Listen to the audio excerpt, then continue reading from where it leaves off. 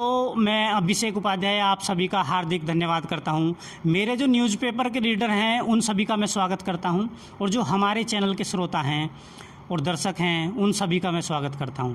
आज हम पहुंचे हैं बागपत ज़िला और बागपत ज़िले में गांव पड़ता है ढिकोली और ढिकोली में आज हम जो ढिकोली के ग्राम प्रधान हैं संदीप ढाका जी, उनके घर पहुंचे हुए हैं।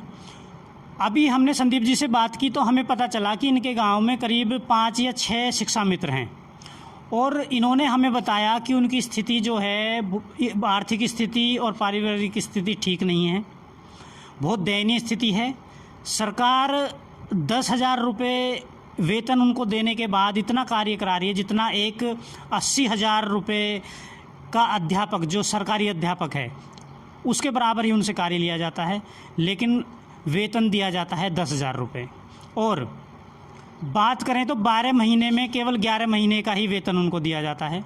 आज हम ढिकोली गांव के विकास के मुद्दों पर भी प्रधान जी से बात करेंगे और जो इनके यहाँ शिक्षा मित्र हैं उनकी समस्याओं के बारे में बात करेंगे। नमस्कार प्रधान जी। नमस्कार जी। प्रधान जी, आपका परिचय जानना चाहेंगे हमारे दर्शक। मेरा नाम संदीप ढाका है जी और मैं ढिकोली का नवनिर्वाचित ग्राम प्रधान हूँ जी। और जैसे कि आप शिक्षा मित्र के बारे में बात कर रहे हैं, हमारे गांव में 5 या 6 शिक्षा मित्र हैं जी। मैं एक बार उनका कॉन्टैक्ट नंबर वगैरह सब आपको दूंगा, उनसे मिलवाऊंगा भी। रही बात विकास की, जब से मुझे गांव ने मतलब मौका दिया है अभी तक थोड़ा ये जो सरकारी तंत्र थोड़ा लेट लतीफ़ हो, लेकिन उसके बावजूद भी हमने अपने पैसे से गांव में सैनिटाइजेशन करवाया, संपूर्ण गांव में सैनिटाइजेशन करवाया। और उसके बाद जैसे बारिश का मौसम सर पर है तो उससे पहले करीब करीब संपूर्ण गाँव की सफाई भी करवा। अभी हमने रास्ते में देखा आपने सभी नालियाँ साफ करा दी हैं जी। तो शिक्षा और स्वास्थ्य के ध्यान रखते हुए हमने सबसे पहले स्वास्थ्य के लिए ध्यान किया, जिसमें हमने सैनिटाइजेशन और सफाई संपूर्ण गांव की सफाई करवा चुके हैं अभी तक। आज का हमारा काम कंप्लीट हो गया है सफाई का। कहीं भी गांव में कोई भी नाली खडंजा ऐसा नहीं है जहां हमने सफाई का अभियान ना चलाया। जो पानी बारिश में जल भराव ना हो। हाँ, जल भराव ना हो, जिससे पानी कहीं रुके ना और बीमारी बढ़ने का खतरा कम हो। जी जी, थोड़ा अपने गाँव के बारे में बताएँ, कितना बड़ा गाँव है, क्या गाँव का महत्व है? हमारा गाँव का लगभग 900 साल से मतलब अस्तित्व में है, जो हमारे पास में इतिहास है, जो हम जानते हैं अपने बुजुर्गों के बारे में। और हमारे गांव की लगभग आबादी 20 से 25 हज़ार के बीच में है जी। और यहाँ पे हमारे गांव में मेरे ख्याल में बागपत ज़िले में सबसे ज़्यादा पेंशनिस्ट हैं और अच्छे बड़े अधिकारी हैं जी। जो हमारे पेंशन आपके गांव में? हमारे गांव में। अच्छा। जहाँ तक मेरा मानना है, रिकॉर्ड के आधार पर तो नहीं कह सकता, लेकिन बड़ा गांव होने के बावजूद जो हमारे गांव ने अपने पेंशन धारक सबसे ज़्यादा है। पेंशन धारक सबसे ज़्यादा है। और ख्याल मौजूदा अफसर भी हैं, सिपाही भी हैं। प्रधान जी, आपसे एक सवाल पूछना चाहूँगा कि आपको जनता ने अपना प्यार दिया, आपको अपना वोट दिया, आपको चुना, तो आपने ऐसे क्या कार्य किए कि जनता ने आपको चुना? आप गरीबों की सेवा करते रहे या कुछ और कारण रहे जिससे जनता ने आपको जिताया चुनाव में? मैंने वैसे पिछली बार भी चुनाव लड़ा था, उस चुनाव में हार गया था, दूसरे नंबर पर रहा था, लेकिन मैंने बराबर अपनी गांव में अपने आप को प्रस्तुत किया। मैंने हर गरीब गुरबा की मदद की, हर घर परिवार को सम्मान दिया और जो गांव में छोटे मोटे लड़ाई झगड़े थे उन्हें गांव में ही रहकर ख़त्म करवाया, निपटारा करवाया। और खुद घर से भी गरीब लड़कियों की शादियों में या कहीं भी पब्लिकली जो भी मतलब ग्राम साजले जो भी काम होते हैं उनमें सब बढ़ चढ़ कर योगदान किया। इस वजह से पब्लिक ने मुझे एक अच्छा प्रधान होने का मौका दिया है। और मैं इसे अभी मुझे 2 महीने करीब हुए हैं, लेकिन मैं पूरी जी जान से और मेहनत से लगा हुआ हूँ गाँव में एक अच्छा प्रधान दिखाने के लिए। मैं एक सवाल करना चाहूँगा प्रधान जी आपसे कि हर गाँव में भूमिहीन लोग होते हैं, गरीब, कुछ एससी तबके में भी होते हैं, कुछ एसटी में या अदर कास्ट हैं जो भूमिहीन हैं, तो उन लोगों के लिए आपकी तरफ से कुछ अलग से कुछ किया जाएगा? उन लोगों के लिए मैं सरकार से दरख्वास्त करूंगा, चाहे मुझे लखनऊ तक भी जाना पड़े। उन लोगों के लिए हम ज़मीन भी मुहैया कराऊंगा, उनका घर मकान बना के देंगे। ऐसे गाँव में लोग बहुत से परिवार हैं जिसका अभी छत नहीं है। लेकिन मेरा मानना यह है कि जो भी काम हो निष्पक्ष से हो और जो पात्र है उनका ही फायदा होना चाहिए उसमें। क्योंकि पहले मैं पूर्व में देखा है जैसा बहुत आदमी बने बनाए को ही उसमें सरकारी योजनाओं का लाभ देते हैं, तो वो बहुत गलत है। मेरा मानना यह है कि जो पात्र हैं, जिस चीज़ के लिए जो योजना सरकार देती है उसको उसका ही प्रयोग में लाना चाहिए। हाँ, क्योंकि गरीब व्यक्ति जो है वो किसी से अपनी समस्या कह नहीं पाता, तो उसमें आपको ही ध्यान रखना पड़ेगा। एक सवाल और करेंगे हम कि जो आपके गांव में बेरोज़गार पढ़ा लिखा युवक है, तो उनके लिए आपकी तरफ से क्या आने वाले भविष्य में क्या कार्य किए जाएंगे? देखिए, जो गरीब और बेरोजगार है उसके लिए कहीं ना कहीं मैं सरकार को दोषी ठहराऊंगा, क्योंकि पिछले 7 साल में जो हमने देखा है, जी। जो खुद ही जॉब कर रहे थे उन्हीं की जॉब चली गई। अब जो नए युवक लड़के हैं, मैं तो यहाँ तक देख रहा हूँ अपने गांव में सब सिपाही बनने के लिए एम.एड. MBA लड़का मेहनत कर रहा, और ना तो उसे कहीं जॉब मिल रही ना कुछ है, लेकिन फिर भी हमारे प्रयासों से गांव में 400 मीटर का ट्रैक वगैरह सब तैयार है, और जिसमें बच्चे मेहनत करते हैं और खूब परिश्रम करते हैं। और हमारे गांव में हर भर्ती अभी तो निकल ही नहीं रही, सरकार निकाल ही नहीं रही। जब भी अगर कोई नई भर्ती वगैरह कुछ भी आता है तो उसमें 20 से 30 लड़के 40 लड़के तक आराम से भर्ती हो जाते हैं। आपकी तरफ से गांव में कोई जो नौजवान शिक्षित लोग हैं, बच्चे हैं, उनके लिए कुछ ऐसी गांव में सेंटर या संस्थाएं खोली जाएं जिनसे उनको कम से कम प्राइवेट रोजगार में ही नौकरी मिल जाए?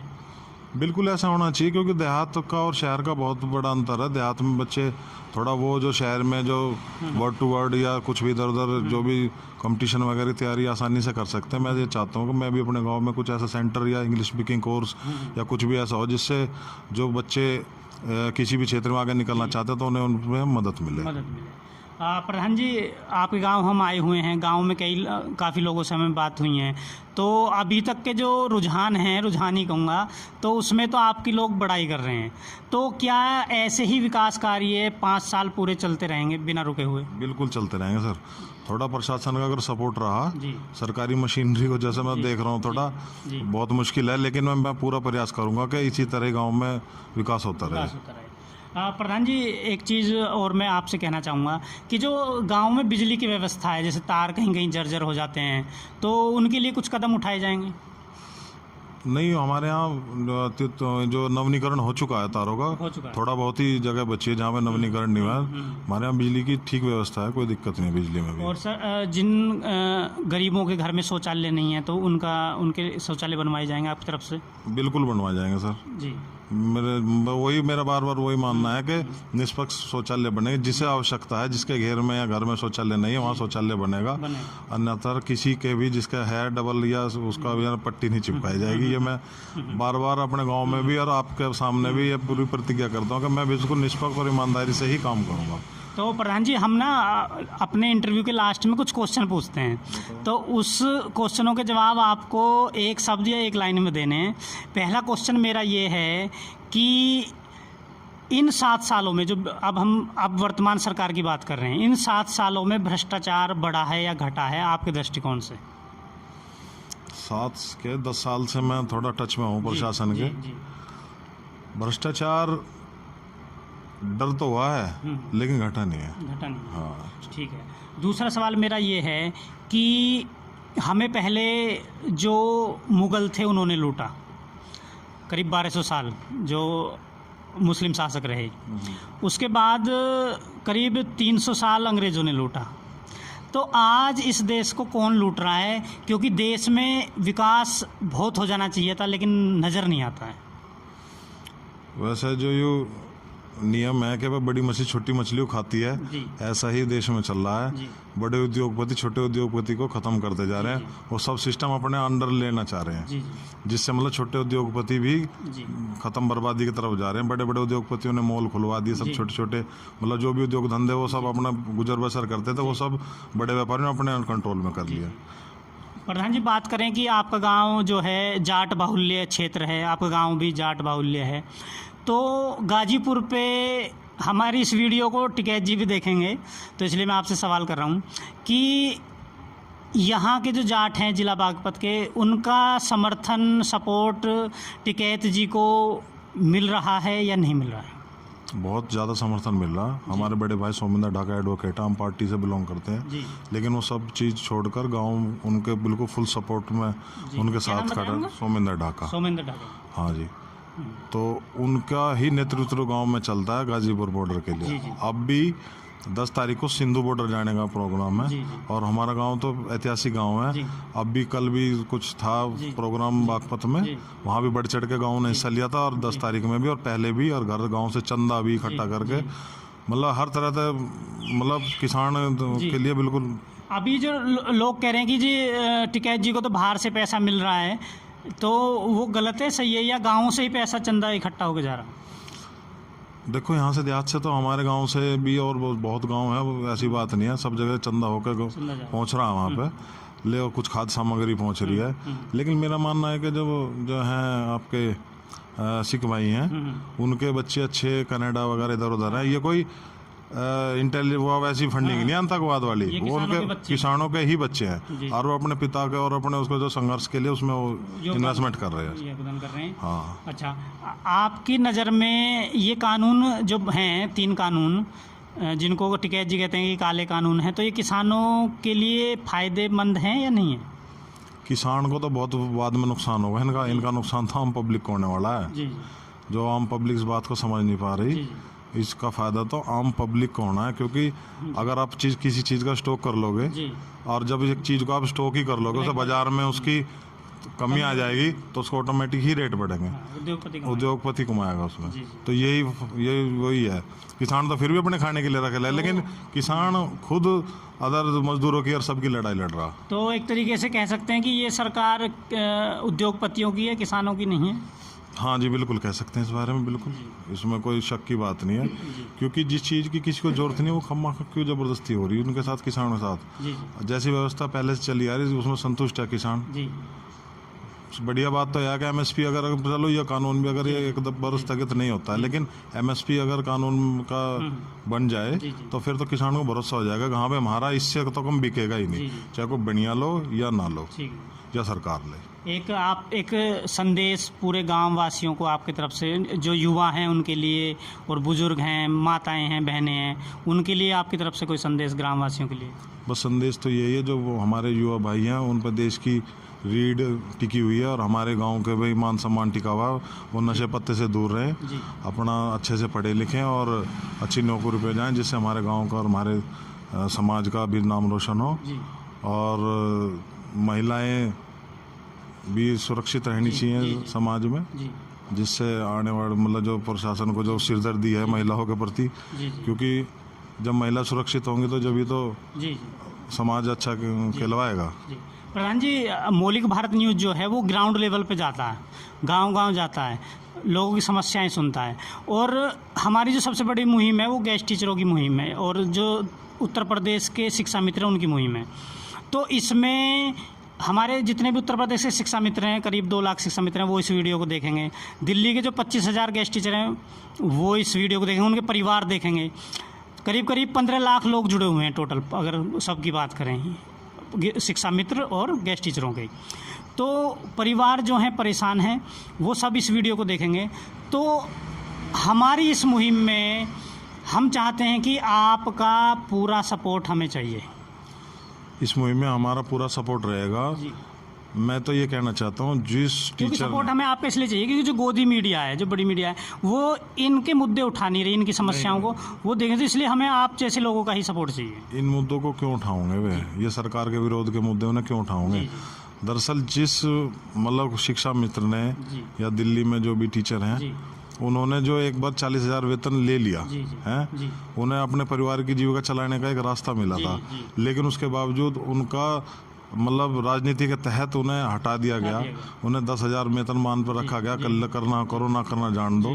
जो ठीक ठाक परिवार से थे शायद उन्होंने रिजाइन भी दे दिया, लेकिन जो 5,000 लोग 5,000 शिक्षा मित्र जो है सुसाइड भी कर चुके हैं, जिनका नहीं चल पा रहा काम तो सुसाइड भी कर लें। इसमें देखो आंदोलन करें, उसमें मौत भी होती है, बलिदान भी देते हैं, उन्हें तो शहीद ही कहा जाएगा। मैं तो कहूँगा एक आपकी तरफ से जो शिक्षा मित्रों को क्या आश्वासन रहेगा, क्या सपोर्ट है?